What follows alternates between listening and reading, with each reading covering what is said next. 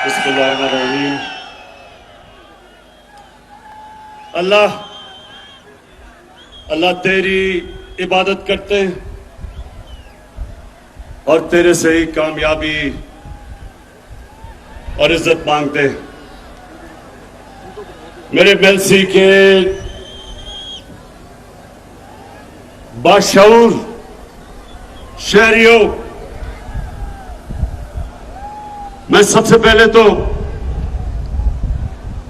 औरंगजेब खान आपको और ताहिर इकबाल आप दोनों को इस शानदार जलसे में जो आपने लोगों को इकट्ठा किया, मैं आपको खिराज तहसीन पेश करता हूं।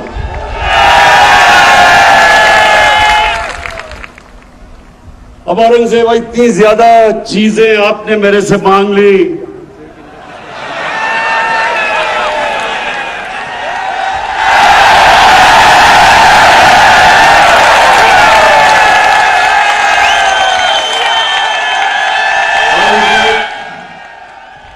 और जहां से लगता है कि जो 74 साल में काम नहीं हुए वो 1 साल में ही आप करवाना चाहते हैं।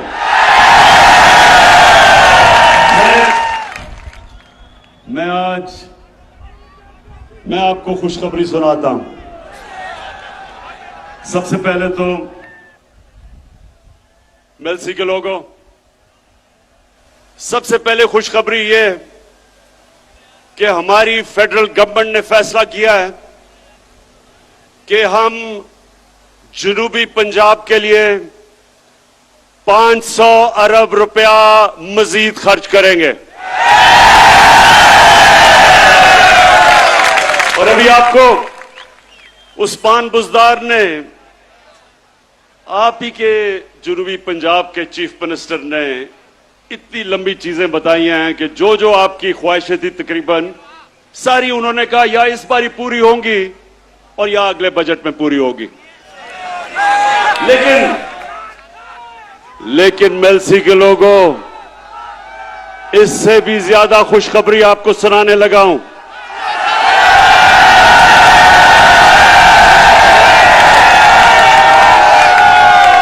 हमने फैसला किया है कि हम नेशनल असेंबली में साउथ पंजाब की कॉन्स्टिट्यूशनल अमेंडमेंट रख देंगे कि साउथ पंजाब का सूबा बनना चाहिए।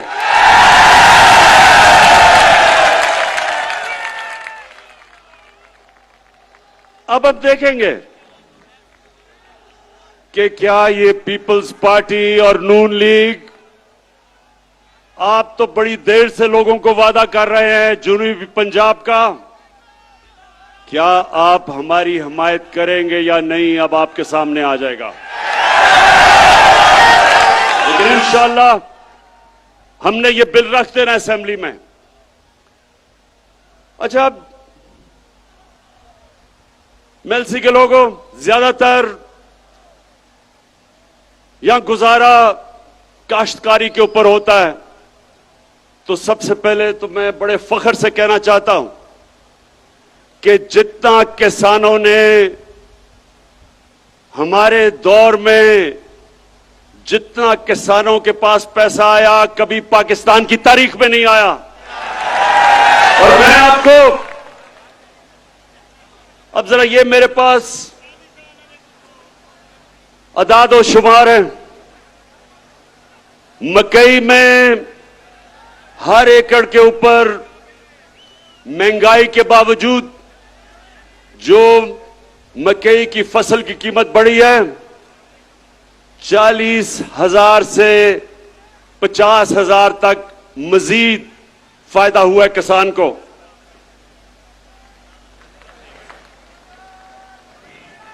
गंदम के अंदर जो हमने 50% हमारे दौर में गंदम की सपोर्ट प्राइस बढ़ाई, जो किसान की जेब में आया हर एकड़ में वो 25,000 से 30,000 रुपया। उसके बाद कपास की कीमत दुगनी हो गई है। कपास की कीमत अब दुगनी किसान को मिल रही है और उसकी वजह से 1 एकड़ के ऊपर कपास में 70,000 से 80,000 रुपए तक मेरे किसान को फायदा हुआ है। और अब एक और चीज कि यूरिया खाद, मुझे पता है कम हुई थी बीच में, दुनिया में कम हो चुकी है, लेकिन अभी आपको मिलेगी। हमने बड़ी मुश्किलों से हमने खाद भी ज्यादा इस बार ही प्रोड्यूस की, ज्यादा गैस दिया, खाद की फैक्ट्रियों को बंद नहीं होने दिया, लेकिन उसके बावजूद हमने चाइना से 1 लाख टन खाद मंगवाई है, जो कि इंशाल्लाह 1 हफ्ते तक पहुंच रही है।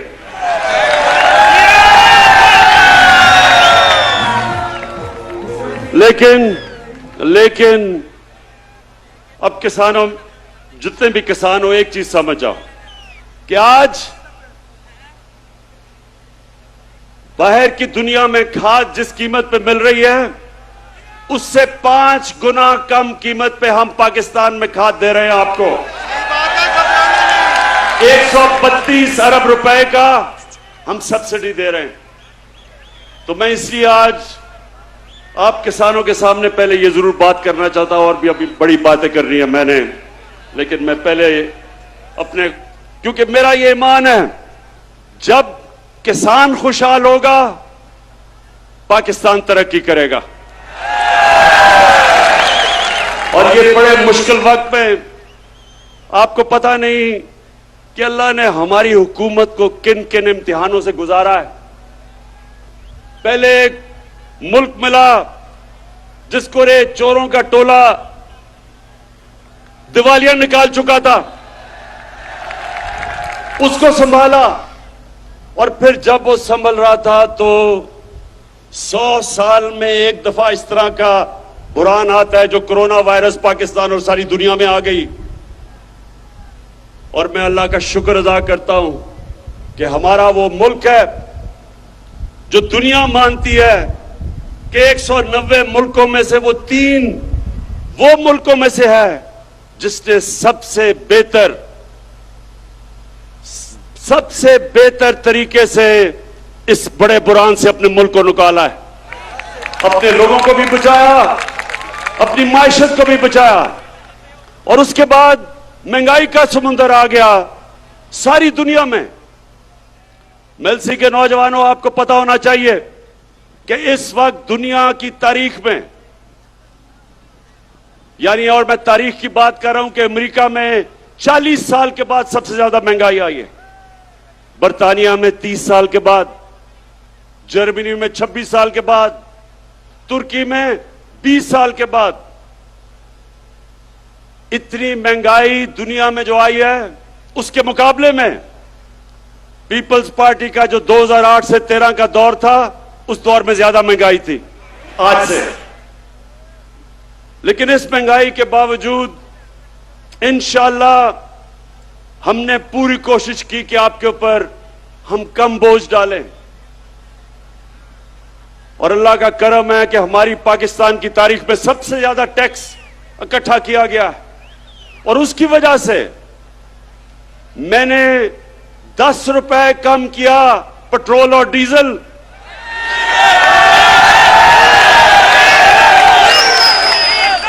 और 5 रुपए यूनिट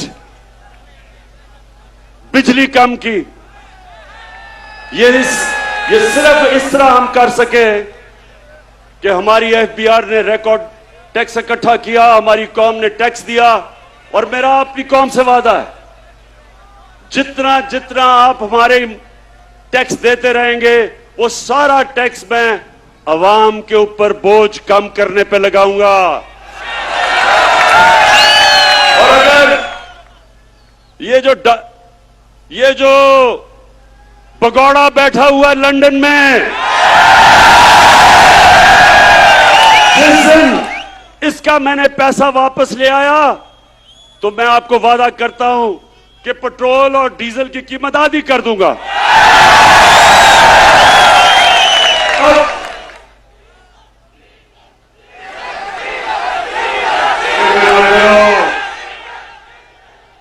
अभी फजलू डीजल पे भी मैं आ रहा हूं।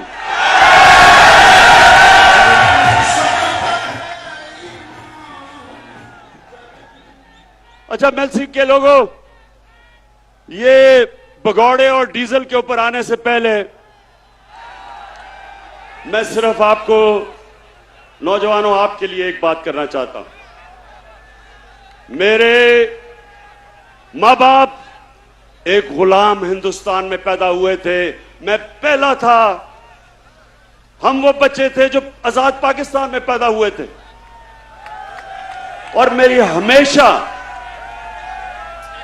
मां बाप ने भी मुझे याद दिलाया और हमेशा मेरे ज़हन में था कि कभी हमने पाकिस्तान को कभी किसी की गुलामी नहीं करने देना। और मेरे मेलसी के लोगों और जो पाकिस्तान के लोग टीवी पे ये देख रहे हैं, ये सुन लो, ना आज तक इमरान खान किसी के सामने झुका है,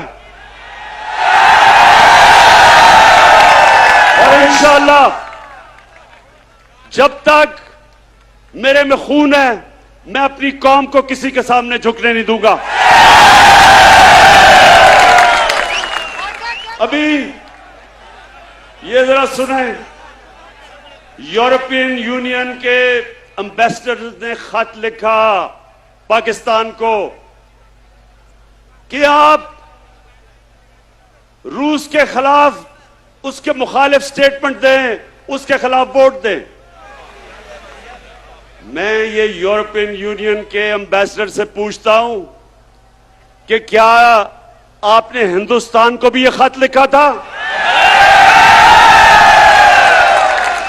क्योंकि मैं अपनी कौम को याद करवाना चाहता हूं कि ये वो पाकिस्तान था जिसने ये नेटो की मदद की, जो वॉर ऑन टेरर थी, हमने उनका साथ दिया। मैं कभी ना साथ देता, मैं अपनी मुल्क को बाहर रखता उस जंग से, लेकिन उस वक्त का जो सरबराह था उन्होंने उनका साथ दिया। क्या मिला पाकिस्तान को? 80,000 पाकिस्तानियों की जानें गई, हमारा कबायली इलाका उजड़ गया, 35 लाख लोगों ने नकल मकानी की, हमारे मुल्क को $100 अरब से ज्यादा नुकसान हुआ। तो क्या मैं अपने यूरोपियन यूनियन के एम्बेसडर से पूछता हूं कि आपने क्या हमारा शुक्रिया अदा किया? क्या आपने कहा कि हां, आपने हमारी मदद की थी, हमारी जंग में आपने हमें अप्रिशिएट किया? सारे नेटो के मिला के 10% भी लोग नहीं थे जो इस जंग में मरे। हमारे मुकाबले में जो 80,000 पाकिस्तानियों की कुर्बानी दी गई। तो मैं उनसे आज ये पूछता हूं कि बजाय आपने, जब हमने आपके साथ खड़े हुए थे, बजाय आप हमारा कम से कम शुक्रिया अदा करते, ऐसे आप में से लोग थे जिन्होंने अफगानिस्तान में जो जंग हारी आपने, वो पाकिस्तान को जिम्मेदार ठहराया था। शुक्र करना तो दूर की बात है। और दूसरा, जब कश्मीर में हिंदुस्तान ने इंटरनेशनल कानून तोड़ा, यूनाइटेड नेशंस की सिक्योरिटी काउंसिल की रेजोल्यूशंस की खिलाफ वर्जी करते हुए जो कश्मीर का स्टेटस खत्म किया, क्या आप में से किसी ने हिंदुस्तान से कोई राब्ता तोड़ा, कोई उनकी तनकीद की, कोई तजारत बंद की? तो हम आपके सामने क्या हैं? क्या हम कोई गुलाम हैं कि जो आप कहेंगे हम कर लें? और मैं मेलसी के लोगों, मैं आपको बताऊं कि इनको ये गलत आदतें पड़ी किधर से हैं। 2008 और 2018 के दरमियान में 400 ड्रोन अटैक हुए पाकिस्तान के ऊपर। जब जरदारी मुल्क की बड़ी बीमारी,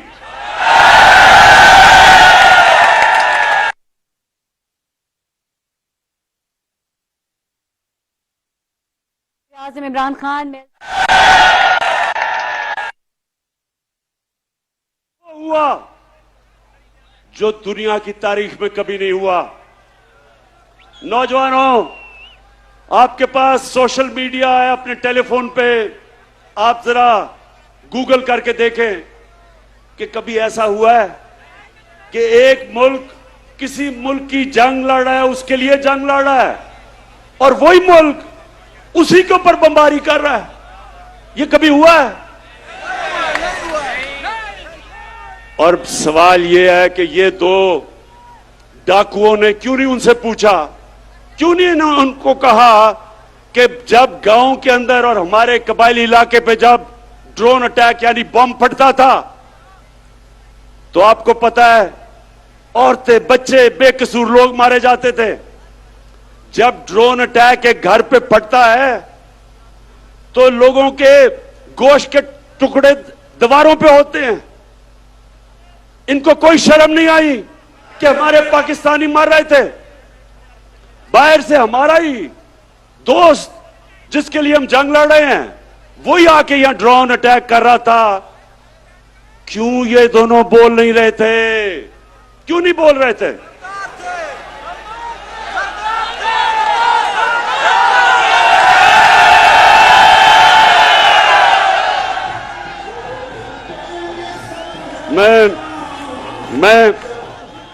मैं आपको बताता हूं कि ये दो डाकू क्यों नहीं बोल रहे थे, क्योंकि इनके चोरी इस मुल्क से जो पैसा लूट के इन्होंने बाहर के मुल्कों में और बैंकों में और बड़े बड़े महल्लात लिए हुए थे, इनको डर था कि जिस दिन ये कहेंगे कि सर ये क्या कर रहे हैं आप, ये ना करें, वो इनकी प्रॉपर्टी जब्त कर लेंगे।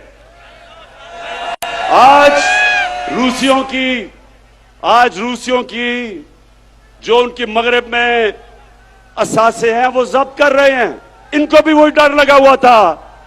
तो ये पैसे के बुत की पूजा करने वाले चुप करके तमाशा देखते रहे और हमारे लोगों का खून होता रहा। बेकसूर लोग बेचारे कबायली इलाके में उनके बच्चे मरे, और वो जिसके खानदान में लोग मरते थे वो हमारे खिलाफ हमले करते थे, बदला हमारे पे लेते थे, क्योंकि उनको पता था कि हमारी इजाजत से ये ड्रोन अटैक्स अपने मुल्क पे हो रहे हैं। आप बताएं, जब से इमरान खान वजीर आजम बना कोई ड्रोन अटैक हुआ है? ना ही हुआ। और मैं आज अब सबके सामने कहता हूं कि कभी किसी ने कोशिश की ड्रोन अटैक करने की, मैं पाकिस्तान की एयरफोर्स को कहूंगा कि वो ड्रोन को नीचे गिरा दे। इसलिए कि यह कानून की खिलाफ वर्जी है। कोई दुनिया में कानून इजाजत नहीं देता कि आप किसी के मुल्क में आके अटैक करके और लोग मार दें। अंग्रेजी में कहते हैं जज, जूरी, एक्सिक्यूशनर। ये किसी कानून के अंदर नहीं है, ये जंगल के कानून के अंदर है।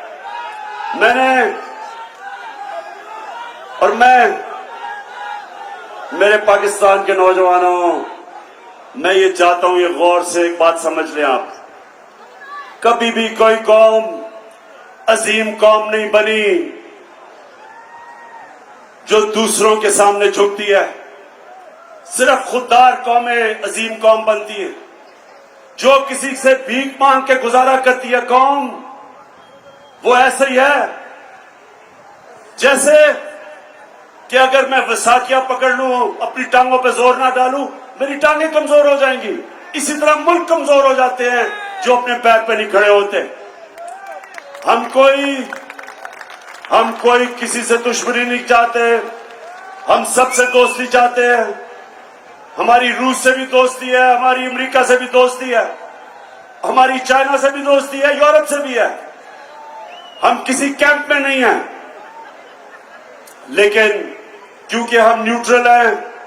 इंशाल्लाह हम उन मुल्कों के साथ मिलकर एक दिन कोशिश करेंगे कि जो यूक्रेन में जंग है ये बंद हो। इससे बहुत दुनिया को नुकसान हो रहा है। इससे तेल की कीमतें आसमानों पे चली गई, गंदम की कीमतें सब आसमानों में, गैस की कीमत उधर पहुंच गई है कि ये यूरोप जैसे मुल्क, बर्तानिया जैसे मुल्क में इस वक्त लोगों को मुश्किल पड़ी हुई है। तो इसलिए हम जंग में किसी का साथ नहीं देंगे, अमन में सबका साथ देंगे। अब मैं अपने पाकिस्तानियों, ये जो अदम एतमाद की तहरीक है, इसके ऊपर जरा मैं बात थोड़ी सी करना चाहता हूं। पहले ये लोग कौन है जो अदम एतमाद की तहरीक चला रहे हैं?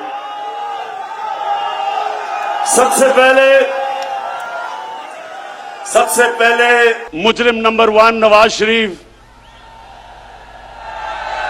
झूठ बोल के सुप्रीम कोर्ट ने उसको सजा दी। बॉलीवुड की एक्टिंग की, रो धो के कि जी मैं तबाह हो गया, मरने वाला हूं, मिन्नतें करके बाहर चला गया।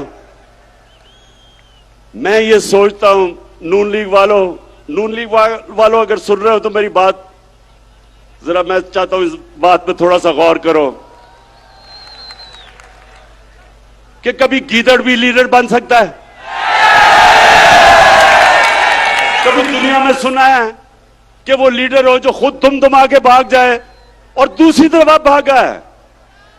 पहली दफा जनरल मुशर्रफ के दौर में तो आसिफ जरदारी ने तब कहा था, आसिफ जरदारी जब आप इकट्ठे होंगे तो जरा याद कराना शरीफों को और नून लीग को कि क्या आपने ये नहीं कहा था कि अटक जेल में टिश्यू के डब्बे खत्म हो गए नवाज शरीफ के आंसू पहुंचते पहुंचते।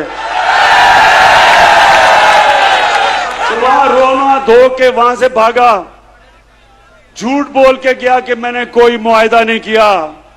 फिर वो सऊदी शहजादा आया और उसने मुआहिदा दिखा दिया।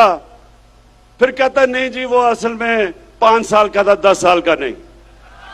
अब फिर बाहर चला गया है।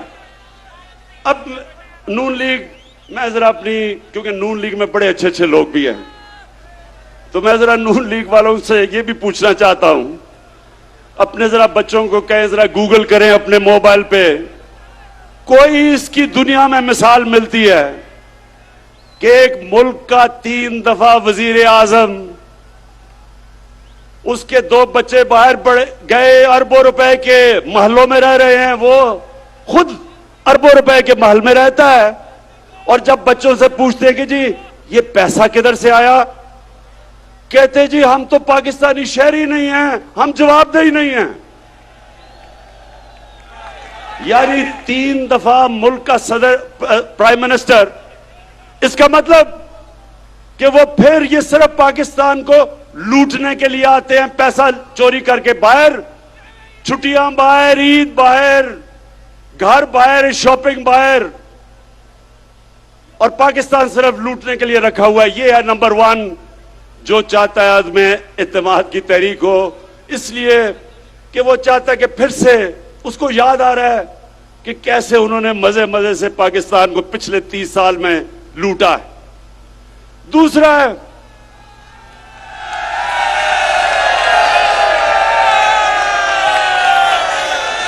है शहबाज शरीफ। अब ये शहबाज शरीफ कौन है? अगर आपने शहबाज शरीफ का पता चलवाना है तो कहीं से मकसूद चपड़ासी को पकड़ के ले आए। वो बेचारा मकसूद चपड़ासी, एक दिन उसे पता चला कि उसके बैंक के अंदर 375 करोड़ रुपया आ गया। ये इसी तरह ही था कि हुदैबा पेपर मिल में लंदन में काजी फैमिली बैठी थी आज से 20-25 साल पहले, क्योंकि इन्होंने तो पुरानी चोरी शुरू की हुई है ना, तो उनको पता चला कि उनके बैंकों में लाखों पाउंड आ गए। वो बेचारे हैरान किधर से आए हैं, पता चला यहां से चोरी का पैसा पहले उधर भेजा और उधर से रेमिटेंस दिखा के पैसा पाकिस्तान ले आए। तो शहबाज शरीफ, अच्छा अब इसका मैं आपको एक बताऊं, इन दोनों ने एक बड़ा ये हर कोई मैच खेलता है ना, तो इन्होंने एक मैच की एक टेक्निक निकाली हुई है। वो भगौड़ा जो उधर बैठा है, वो और उसकी बेटी, वो फौज को बुरा भला कहते हैं, और शहबाज शरीफ जो भी उसको बूट नजर आता है पॉलिश करना शुरू कर देता है। लेकिन शहबाज शरीफ, ये वो जमाना बदल गया है। ये वो जनरल जिलानी का जमाना नहीं, जब उसके घर पे सरिया लगाते लगाते अब वजीर आला बना और फिर अरबोपति बन गए। जमाना बदल चुका है। आपको शहबाज शरीफ जो मर्जी आप कर लें, आपको जवाब देना पड़ेगा कि 16 अरब 1600 करोड़ रुपया आपके नौकरों के अकाउंट में कैसे आया। मैं फिर से नून लिख के पूछता हूं कि आप भी ये पूछे तो सही इससे कि 1600 करोड़ रुपया नौकरों के अकाउंट में किधर से आ गया।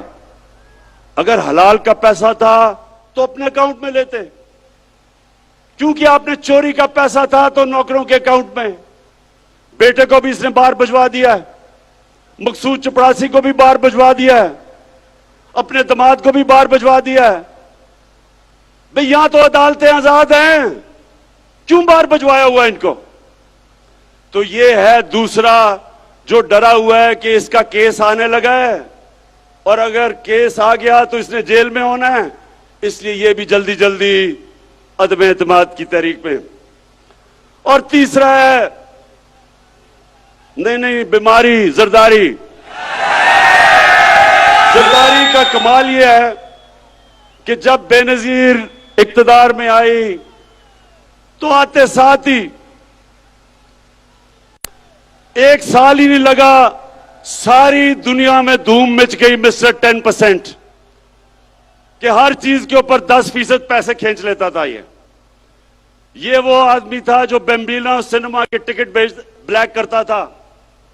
उसके बाद जो इसने पैसा बनाना शुरू किया, इसके और नवाज शरीफ के ऊपर बाहर के अखबारों के अंदर मजमून आए, किताबों के अंदर इनका जिक्र आया, इनकी चोरी का। बीबीसी के ऊपर फिल्में बनी इनकी चोरी पे। इसी जरदारी को 2 दफा नवाज शरीफ ने जेल में डाला करप्शन पे, और हुदैबा पेपर मिल का जो करप्शन का केस था वो जरदारी ने उसके ऊपर बनाया नवाज शरीफ पे। 96 की असेंबली में आसिफ जरदारी से पूछा गया कि सरे महल आपका है या नहीं है। एक बड़ा महंगा इसने महल खरीदा बर्तानिया में। इसने असेंबली में कहा यह मेरा नहीं है।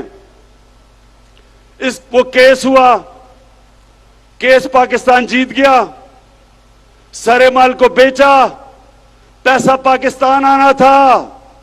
इतने में मुशर्रफ ने इसको एनआरओ दे दिया, पैसा भी हजम कर गया वो। ये फिर $60 मिलियन यानी $6 करोड़ पड़ा था स्विट्जरलैंड में। पाकिस्तान ने केस किया, पाकिस्तान केस जीतने लगा था, मुशर्रफ ने एनआरओ दिया, वो भी हजम कर गया। ये हैं वो लोग जो सारे मिलके कि जी वो बहुत बुरे हालात है पाकिस्तान के, अदम एतमाद हम लेके आएंगे। और चौथे नंबर पे फजलू।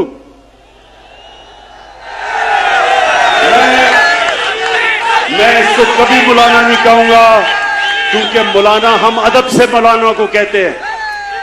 मौलाना पढ़े लिखे दीनी लोग होते हैं, हम उनकी इज्जत करते हैं। लेकिन जो डीजल के परमिट को बेच के पैसे बनाता है, और ये सिर्फ पैसे नहीं बनाता, ये ब्लैकमेल करता है। मदरसे के बच्चों को ले आया, इस्लामाबाद में धरना दिया। वो मीडिया ने जाके मदरसों के बच्चों से पूछा कि ये क्यों आए हो तुम धरना देने। उन्होंने कहा जी इसलिए कि इमरान खान यहूदी एजेंट है। उन्होंने कहा कि ये यहूदियों का या साजिश कर रहा है पाकिस्तान में। मौलाना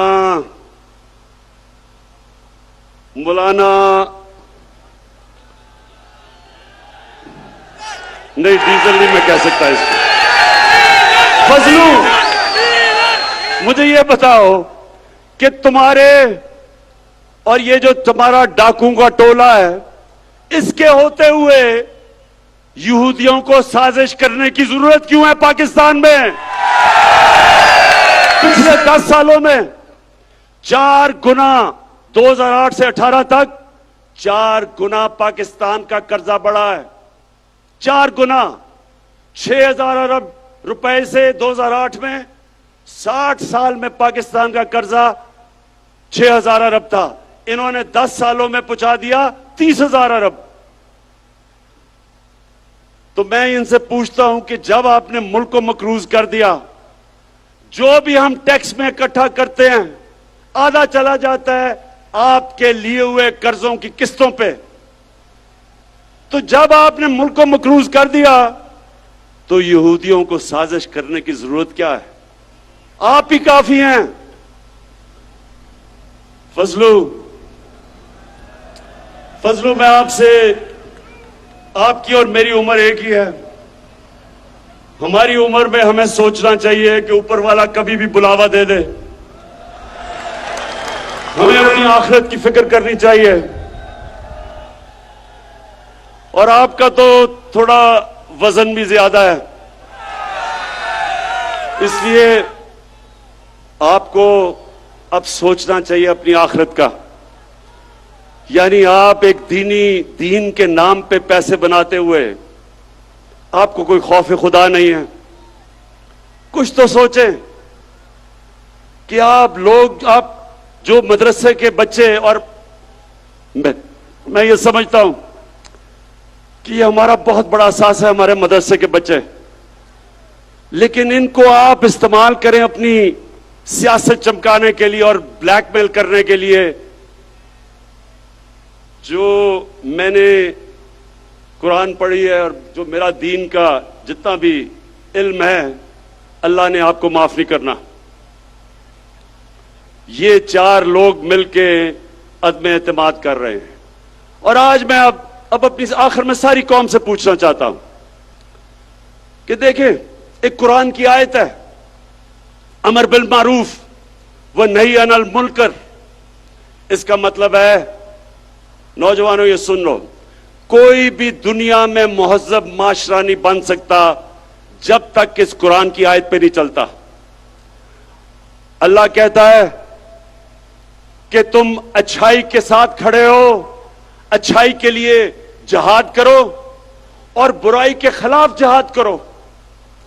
इसके ऊपर अच्छे और बुरे की तमीज जब एक माशरा रखता है, उसकी अखलाकियात ऊपर चली जाती है, वो माशरे ऊपर जाते हैं। और जिन माशरों के अंदर कानून की बालादस्ती होती है, कानून की बालादस्ती और हुक्मरानी का मतलब कि कमजोर और ताकतवर का एक ही कानून, जिसके लिए हमारे नबी सल्लल्लाहु अलैहि वसल्लम ने कहा था कि तुम्हारे से पहले बड़ी कौमें तबाह हुई जो ताकतवर चोर को सजा नहीं देते थे और बेचारे कमजोर चोर को जेल में डालते थे। कौम तबाह हो गई है तुम्हारे से पहले कई। अब ये जो चोरों का टोला है, ये सारे जो आपकी कौम को नुकसान पहुंचा रहे हैं, 35 साल से ये नुकसान पहुंचा रहे हैं। मैं 1990 की बात करता हूं। मैं जब क्रिकेट खेलता था, हिंदुस्तान से जब मैं पाकिस्तान आता था, तो लगता था एक गरीब तरीन मुल्क से एक अमीर तरीन मुल्क में पहुंच गया हूं। हम उनसे आगे थे, हम सारे बर्रे सगीर में सबसे आगे थे। जब ये चोरों का टोला इस मुल्क के ऊपर मसल्लत हुआ, हम सबसे पीछे रह गए। ये अमीर तरीन हो गए हैं, कौम मकरूज और गरीब हो गई है। ये समझ जाए मेरे मेलसी के नौजवानों, ये आप समझ जाए, जब तक एक कौम अच्छे बुरे की तमीज नहीं करती, कौम ऊपर नहीं जा सकती। मदीना की रियासत में हमारे नबी सल्लल्लाहु अलैहि वसल्लम ने इखलाकियात के ऊपर अपनी रियासत की बुनियाद रखी थी और इंसाफ पे, उस पे वो दुनिया की अजीम कौम बने थे। जब इस तरह के चोर मिलके सिर्फ एक ही काम है कि बारियां लेते रहें, खाते रहें, जो इनको इत्तेसाब इनका करने लगे तो उसके साथ सब मिलके उसको गिराने की कोशिश करें, तो ये लोग, मैं अपने मीडिया से कहता हूं कि आप, मीडिया एक वॉचडॉग होता है, मीडिया का काम होता है लोगों को अच्छे बुरे की तमीज दें। आज मगरबी मीडिया कभी भी किसी के ऊपर चोरी का इल्जाम हो वो तकरीर नहीं कर सकता, वो मीडिया के सामने नहीं जाता। अगर कोई पकड़ा जाए करप्शन में, माशरे में उसकी सोशल बॉयकॉट हो जाती है, कोई उसके करीब नहीं जाता। तो मीडिया आपकी भी जिम्मेदारी है, आपके बच्चे हैं। मैं, जो लोग आज मीडिया में इनकी हिमायत कर रहे हैं इन डाकुओं की, मैं आपसे यह सवाल पूछता हूं कि क्या आप चाहेंगे कि आपके बच्चे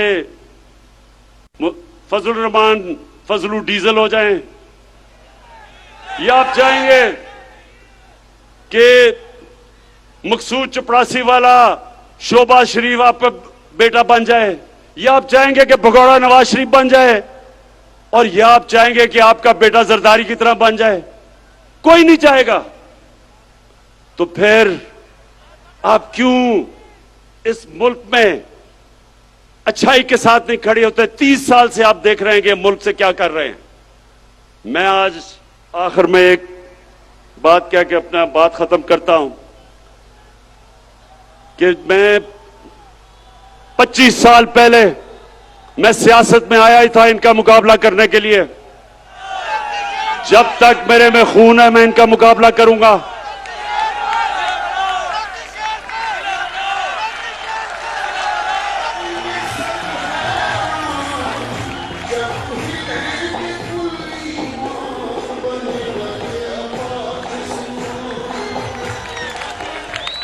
मैं इनका मुकाबला करूंगा और अभी मेरी पूरी तैयारी है कि जो भी ये करेंगे मैं उसके लिए तैयार हूं। लेकिन मैं इनसे आखिर में आखिरी बात ये कह के छोड़ता हूं कि ये जो चोरों का टोला है, ये डाकुओं का जो गुलदस्ता है, क्या आप तैयार हैं जब इंशाअल्लाह आपकी अदम इत्तेमाद की तहरीक फेल होगी तो आप तैयार हैं जो मैं आपसे करूंगा?